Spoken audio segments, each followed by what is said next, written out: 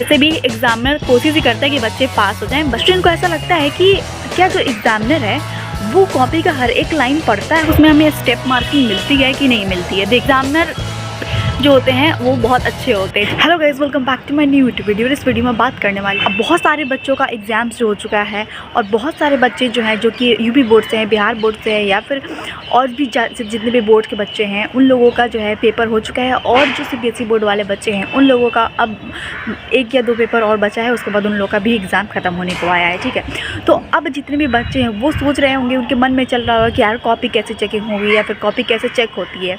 ठीक है, तो उनके मन में ये सारी चीज़ें चल रही होंगी कि कैसे आखिर कॉपी कैसे चेक होगी हमारी। ठीक है, तो बहुत सारे स्टूडेंट को ऐसा लगता है कि क्या जो एग्ज़ामिनर है वो कॉपी का हर एक लाइन पढ़ता है क्या फिर या फिर जो एग्ज़ामिनर है वो बच्चे को ज़्यादा बच्चों को फेल तो नहीं करता है, या फिर जो एग्ज़ामिनर है वो क्या हमारे कॉपी पे प्रेजेंटेशन पे भी नंबर देता है कि कॉपी का प्रेजेंटेशन मैटर होना चाहिए कि नहीं होना चाहिए, कि उस पर भी नंबर काटता है कि नहीं काटता है। तो मैं सबसे पहली चीज़ आपको ये बता दूँ कि हाँ, जो कॉपी का आपका प्रेजेंटेशन है वो सही से होना चाहिए। और फॉर एग्ज़ाम्पल मैं आपको एक बात बताऊँ, सपोज आज मैथ का पेपर है आपका। ठीक है, तो मैथ के पेपर में क्या है, बहुत सारे बच्चे ऐसे करते हैं कि क्वेश्चन नंबर डाला और कैलकुलेशन करने के लिए वो पीछे का लास्ट पेज रफ का ना यूज़ करके वो बगल में ही एक साइड से लाइन खींच देते हैं और यहाँ पे क्वेश्चन सॉल्व कर रहे हैं और बगल में ही रफ लिख के और वहाँ पे रफ कर रहे हैं।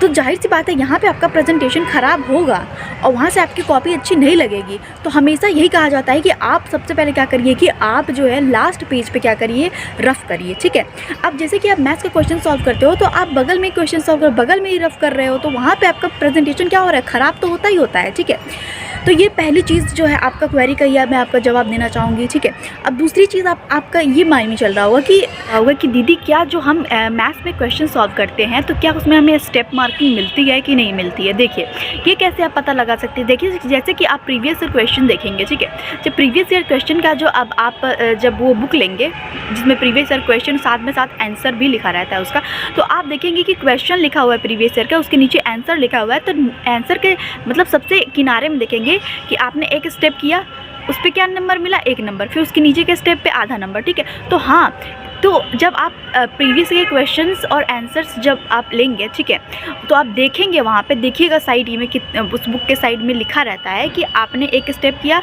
उसके 1 नंबर, फिर 2, फिर नीचे उसके आगे का थोड़ा सा स्टेप किया, वहाँ पे फिर आधा नंबर। तो ऐसे करके आप पता लगा सकते हैं कि हाँ, कि स्टेप मार्किंग कहीं ना कहीं होती है, क्योंकि जब प्रीवियस ईयर के क्वेश्चन का जो सॉल्यूशन आपको आप जब परचेज़ करते हो जाके जब देखते हो, ठीक है, तो वहाँ पे लॉट रहता है कि ठीक है, एक स्टेप किया है उसने तो उस पर 1 नंबर मिल गया। ठीक है, दूसरा स्टेप सही है, चलो उस पर नंबर मिल गया। ठीक है, तो हाँ, कह सकते हैं कि हाँ, स्टेप मार्किंग होती है इसमें। ठीक है, और उसके बाद से लोगों का मानना है कि क्या मतलब जो एग्जामिनर होता है बच्चों को फेल कर, देखो एग्जामिनर जो होते हैं वो बहुत अच्छे होते हैं। ठीक है, वो किसी को भी गलत नंबर नहीं देते या फिर उनको क्या दुश्मनी है आपसे, कोई दुश्मनी तो है नहीं। ठीक है, तो जैसा आप प्रेजेंटेशन करके आएंगे अपने कॉपी का वैसे आपको नंबर मिलता है। ठीक है, तो कोई ये नहीं कि हाँ बच्चों को फेल करना है या फिर ऐसा कुछ नहीं होता है।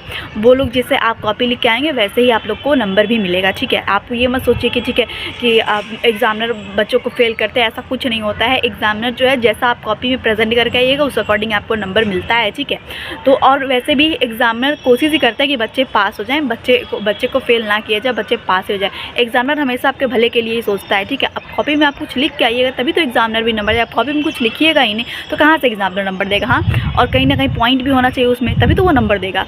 ठीक है, चलो, thanks for watching this video अच्छी लगी like comment share and subscribe जरूर करना। होप आपके जितने भी क्वेरीज हैं उनके मैंने आंसर्स दिए। ठीक है, चलो मिलते जल्दी नेक्स्ट वीडियो में, तब तक के लिए बाय बाय।